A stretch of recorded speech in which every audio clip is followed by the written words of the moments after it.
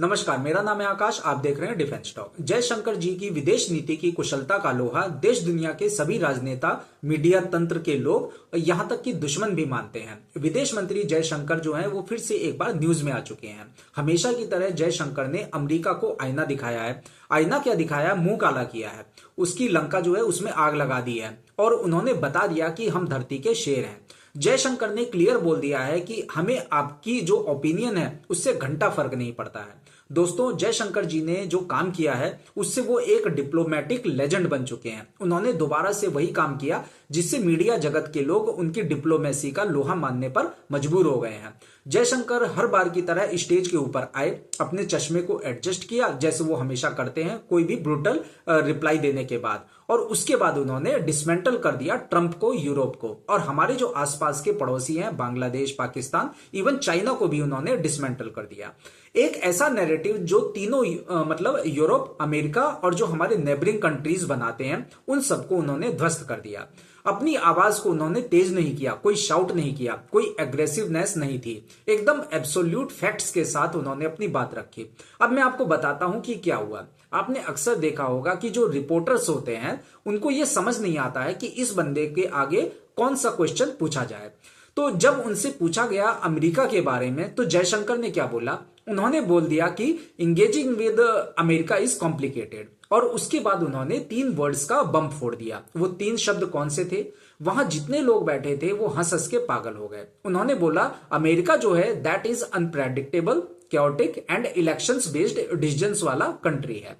उनके absolute circles हैं waste के अंदर जो आज की डेट में चल रहे हैं। जब से डोनाल्ड ट्रंप आए हैं हमें वो लेक्चर देते हैं डेमोक्रेसी के ऊपर, हमें प्रीच करते हैं हर चीज के लिए कि आपके देश में माइनॉरिटीज जो है उसके ऊपर लगातार अत्याचार हो रहा है, और ये बोल देते हैं कि अब जो फ्रीडम ऑफ स्पीच है आप उसको रोक नहीं सकते। लेकिन खुद माइनॉरिटीज को, जो वहां अमेरिका के मुसलमान हैं, उनको बैन कर दिया। पूरी दुनिया में एक ही तो माइनॉरिटीज है और मुसलमान, जहां भी जाओ वहां मुसलमान जो है वो माइनॉरिटी में हो जाता है। तो ट्रंप ने माइनॉरिटीज को लेकर 30 से ज्यादा कंट्रीज को बैन कर दिया। यानी कि हमें लेक्चर दे रहे हैं डेमोक्रेसी के ऊपर, और खुद क्या कर रहे हैं, खुद वहां पर फ्रीडम ऑफ स्पीच के नाम पर जितने बच्चे यूनिवर्सिटी में प्रोटेस्ट कर रहे थे, किसके लिए? हमास के लिए, उनको बोल दिया कि अगर प्रोटेस्ट किया तो वीजा कैंसिल, अपने अपने घर वापस जाओ और यूनिवर्सिटी में कभी भी आपको एडमिशन नहीं मिलेगा।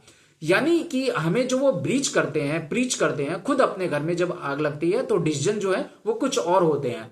और जयशंकर ने वहीं पर हिट किया। उन्होंने उसी पॉइंट पे उनको हिट किया जो उनके घर में धुआं निकल रहा है, और हर बार की तरह हिट करके एक प्यारी सी स्माइल दे डाली। पहली बात तो ये है। अब आते हैं अमेरिका की सिचुएशन के ऊपर। जो उन्होंने बोला उसके बारे में डीपली आपको मैं बताता हूं।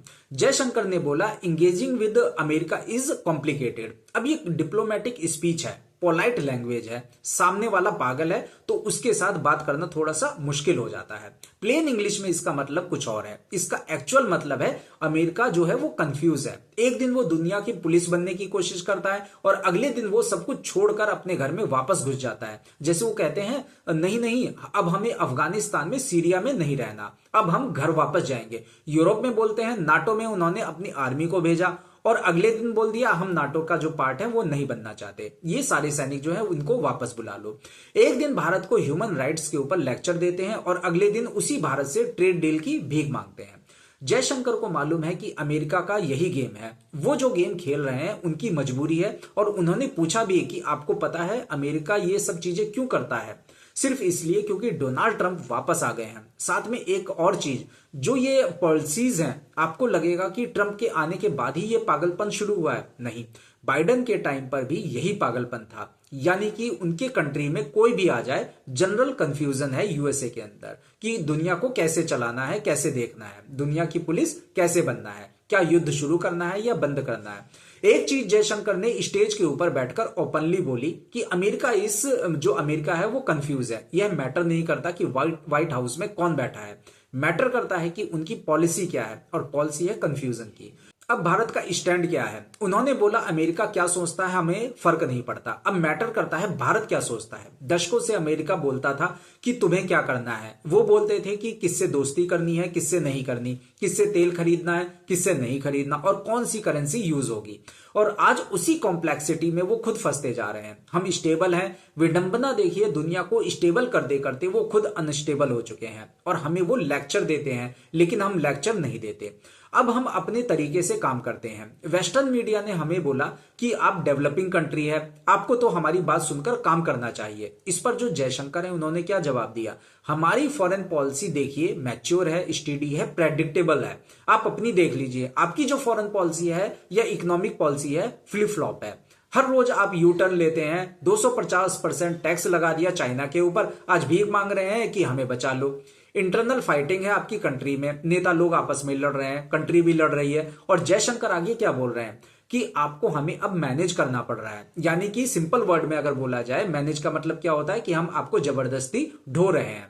जैसे एक डिफिकल्ट बच्चा होता है, उसको मैनेज करना पड़ता है। आप एक एम्प्लॉय है जो प्रॉब्लम क्रिएट कर रहा है, आपको उसको मैनेज करना पड़ रहा है। जो डिफिकल्ट बच्चा होता है, आप उसके सामने झुकते नहीं है, आप उसके डिक्टेशन में भी नहीं आते हैं, उसे मैनेज करते हैं, उसे हैंडल करते हैं। और वही चीज आज हम अमेरिका के साथ कर रहे हैं। ये तो हो गया अमेरिका का। जयशंकर ने उनकी लंका में आग लगा दी। अब जयशंकर यूरोप को कैसे छोड़ देते? फिर वो चले गए यूरोप की तरफ। उसके बाद आएंगे हमारे पड़ोसी देशों के ऊपर। अब उन्होंने यूरोप को सॉफ्टली जो है लताड़ लगाई। उन्होंने कहा ये कॉन्टिनेंट है यूरोप का, जो सारी दुनिया को लेक्चर देने में बड़ा खुश होता है। आप लोगों को याद होगा, एक बार जयशंकर ने बोला था यूरोप को उस मानसिकता से बाहर निकलना होगा कि यूरोप की जो प्रॉब्लम्स है वो पूरे विश्व की प्रॉब्लम्स हैं। जयशंकर ने एक और चीज बोली कि जो प्रेशर है अब वो मूव अवे हो गया है रशिया से। प्रेशर आ गया है कि तेल खरीदिए चाहे ना खरीदिए, बस आप एक काम कीजिए आप लोग कि आप हमारी साइड आ जाइए, यूरोप की साइड आ जाइए, ताकि आप रशिया के खिलाफ बोल सकें। प्रेशर है कि भारत को अपने इंटरेस्ट को छोड़ दे, अपनी दोस्ती यारी को छोड़ दे और यूरोप की सेफ्टी के लिए काम करना शुरू कर दे। और हमने क्या किया? हमने कुछ नहीं किया। हम झुके नहीं इनके सामने, हम मजबूत रहे। प्रेशर आता रहा, हमने ना तो रशिया से तेल खरीदना बंद किया, ना दोस्ती बंद करी, और ना ही यूरोप की सेफ्टी के लिए हमने कोई काम किया। जब हमारी सेफ्टी की बात आती है तब ये बोलते नहीं है। आज बांग्लादेश में, पाकिस्तान में जो कुछ हो रहा है, वहां पे माइनॉरिटीज के लिए क्या कर दिया।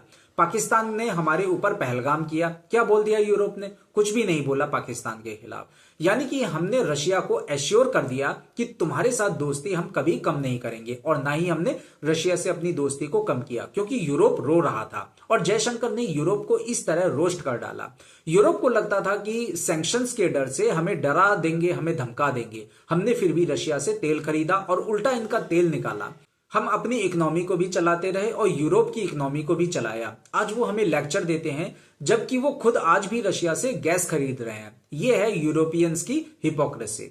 जयशंकर ने साथ में ये भी बोला कि यूरोप हमारा इंपॉर्टेंट पार्टनर था और है भी, और आगे भी रहेगा। लेकिन जो लेक्चरबाजी का आपका टाइम था वो खत्म हो चुका है। यानी कि आपको हम ढो रहे हैं, आपकी जरूरतों को भी हम पूरा कर रहे हैं और हमें आपको मैनेज करना आ गया है। ये चीजें हैं जो जयशंकर ने पहले तो अमेरिका के ट्रंप की लंका में आग लगाई और उसके बाद यूरोप को भी नहीं छोड़ा। और ये भी बोल दिया अब हम सिर्फ बिजनेस करेंगे भारत फर्स्ट के नाम पर। बस हम अब हमें लेक्चर देना बंद कर दीजिए। अमेरिका और यूरोप की बैंड बजाने के बाद जो जयशंकर है कहां पे आ गए? हमारे जो पड़ोसी देश है उनके पास।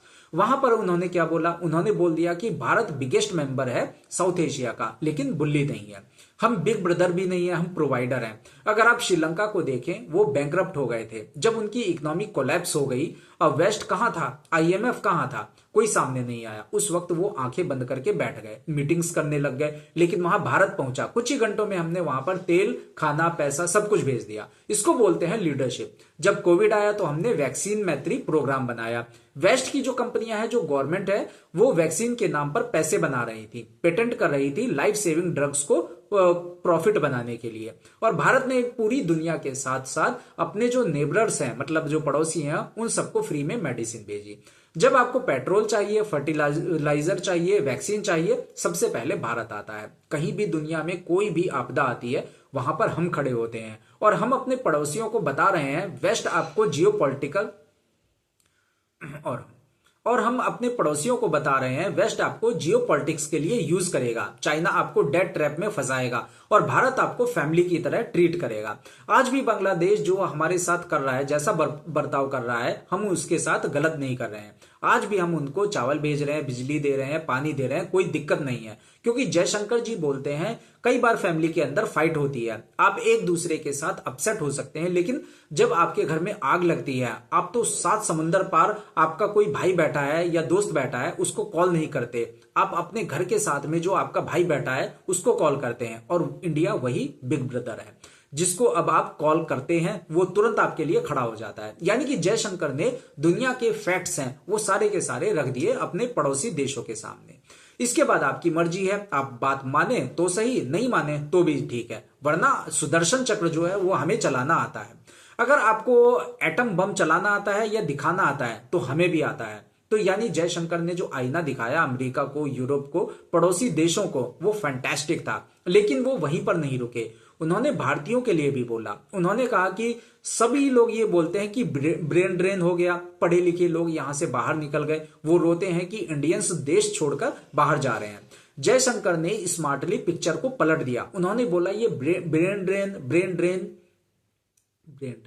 उन्होंने बोला ये ब्रेन ड्रेन नहीं है, ये ग्लोबल टेक ओवर है भारतीयों का। जो भारत का टैलेंट है आज एक ग्लोबल ब्रांड बन चुका है। जब भी किसी कंपनी को, बिग टेक कंपनी को या कोई भी कंपनी हो, उसको कोई सीईओ चाहिए होता है तो वो भारतीयों को लेते हैं, क्योंकि उनको पता है कि बाकियों के पास तो अकल ही नहीं है। किसी ग्लोबल शिपिंग लाइन का कैप्टन देख लीजिए, वो इंडियन होगा। डॉक्टर्स देख लीजिए, यूएसए में, यूके में जितने भी हॉस्पिटल हैं आपको भारतीय दिखाई देंगे। और अगर कोई पाकिस्तानी होगा तो रेप केसेस में इन्वॉल्व मिलेंगे और उनको डिपोर्ट किया जा रहा होगा।